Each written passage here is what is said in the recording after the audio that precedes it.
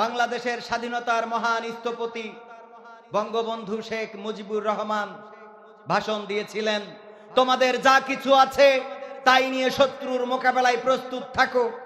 মনে রাখো, এবারের সংগ্রাম মুক্তির সংগ্রাম, এবারের সংগ্রাম স্বাধীনতার সংগ্রাম। সেই ঘোষণা শুনে বাংলাদেশের কুলি, বাংলাদেশের তাঁতি, বাংলাদেশের মজুর, বাংলাদেশের শ্রমিক, বাংলাদেশের চাষা ভুষা, বাংলাদেশের গরিব দুঃখী মেহনতি জনতা নিজেদের পরনের কাপড়কে উল্টা ভাঁজ করে বেঁধে নিয়ে লড়াই সংগ্রামের জন্য নেমে পড়েছিল রাস্তায়।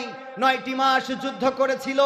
কেউ বা হাত হারিয়েছে, কেউ বা পা হারিয়েছে, কেউ বা চোখ হারিয়েছে, বুকের তাজা রক্ত ঢেলে দিয়েছে, জীবনকে উৎসর্গ করে দিয়ে 9টি মাস যুদ্ধ করে একটি স্বাধীন সার্বভৌম বাংলাদেশের স্বাধীন মানচিত্র লাল সবুজের একটি পতাকা ছিনিয়ে এনেছে। বলেন ঠিক কিনা?